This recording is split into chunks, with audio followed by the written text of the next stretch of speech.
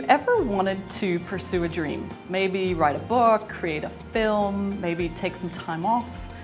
Did like excuses get in the way? Maybe you were too old, too young, maybe you didn't have enough money. Well, this show is definitely for you guys. I have the extreme privilege of having not only a very dear friend of mine, but a filmmaker, a very young entrepreneur who's managed to have great success already in the world. Her name is Jessica Ortner. She is the producer of a film that's getting a lot of buzz right now called Try It on Everything.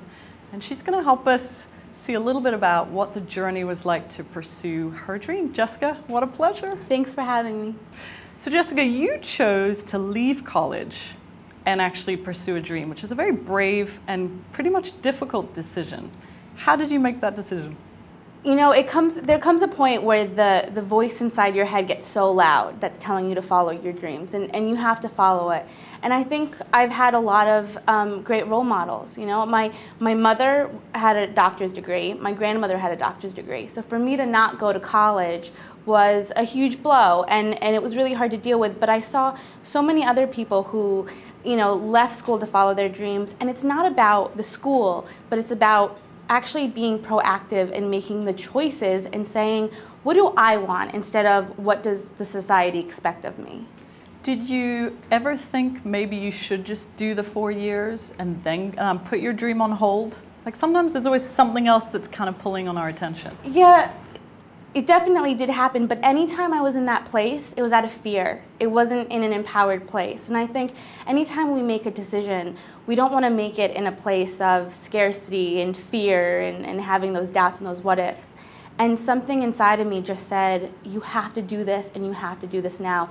And it was just a fire inside of me, and I had to listen to it. How did you deal with or express it or communicate it to friends and family? Well, I actually told my mother that I was not going back to school when I was in Australia. She lives in Connecticut. I made sure I was on the other side of the world.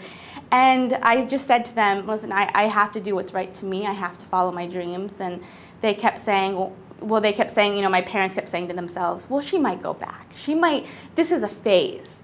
And that's okay. You know, people are going to doubt you, and people are going to wonder whether you're doing the right decision. But if you just continue to follow your dreams, they're going to see your vision soon enough. Did you know what you wanted to do? Was it very specific, or you just knew you didn't want to be in college and that was wrong? I wish it was specific, but life never is specific. Like, things are never very clear, but you just have this hunch, this desire to do something. And I knew that I wanted to help people. I knew that I wanted to do something that was alternative. I knew I wanted to think outside of the box, and the way that I was going was making me sit inside the box. So no, I didn't know, and that was a big journey, kind of being out of school and saying, I don't know what I'm doing next. And it's a leap that we have to make. I know that you've been there when you left your corporate job. A lot of people have that moment when they don't know what's coming next, but something just calls them to go forward, and we have to listen to it. We have to listen. What would you tell someone who's like, I know I need to change, but I don't know what I want to do? I meet a lot of people who tell me that. What would you say to them? Take a step forward. Just take that one leap. And sometimes you do have to burn the bridges behind you. And that's what we hate doing. We hate burning bridges. But sometimes we need to kind of forget the past and say, I'm only going forward. How did you deal with the money side of things? Number one thing probably in the way for people pursuing their dreams. Yeah. Well, I had to learn how to not have money. And what I would do is I love true Hollywood stories, right? And there's always a moment in true Hollywood story where there's an actress or someone who's famous now who was broke and they were thinking about quitting and they kept going.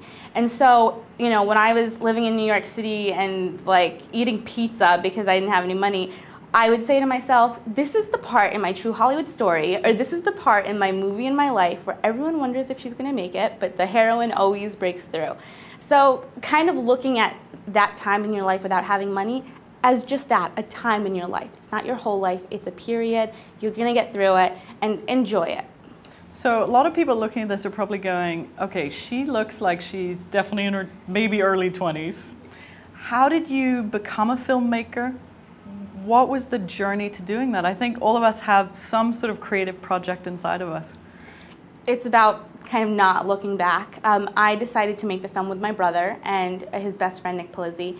And we got our credit cards and we bought the camera equipment. And I remember we got it all in all at once. We had all these boxes and we were opening these boxes and holding these things up that were way too much money and we didn't know how to use.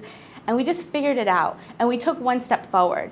But the difference was we were on purpose. We had this intention that we wanted to make a movie that would change people, that would make a difference in this world. And that core belief is what helped us learn how to edit and how to film. And I gotta tell you, the first 6 months were just mistakes. Everything we did in the 6 months, we didn't use any of it. But it's okay to make those mistakes as long as you keep going forward. What do you think the biggest mistake was? Like, what do you know now? I think the biggest mistake that maybe I made personally was being too hard on myself. You know, we put so much pressure on ourselves and we think and we think and we try to figure out. And I find that sometimes I get the best ideas when I'm in the shower. And I know Albert Einstein said that he got the best ideas when he shaved. And it's because it's those moments when we're not thinking, when we're just being in the moment. And so if I could, you know, do it over again, or what I'm changing now is if I have a problem and I feel stuck, I don't just think about it.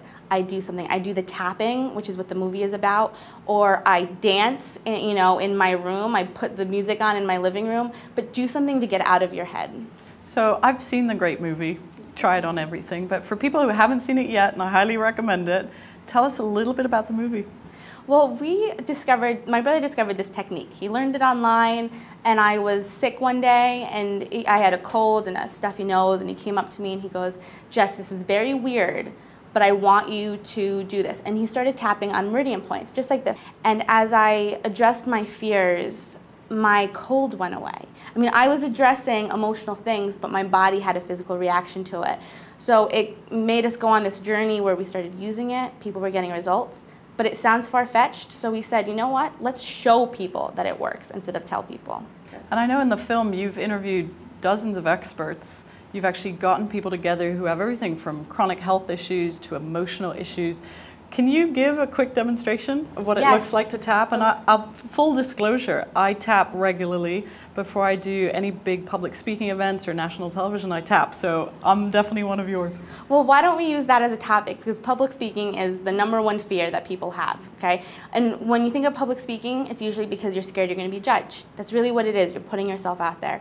So what you do with tapping is you address how you're feeling. So if you are scared to public speak because you're scared your boss isn't going to like it, you tap on the side of your hand. This is the first point.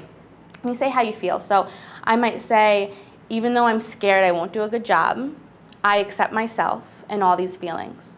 And you say that 3 times. And by saying that you accept the feelings that you have, you're neutralizing the judgment and you're getting your body ready for the process.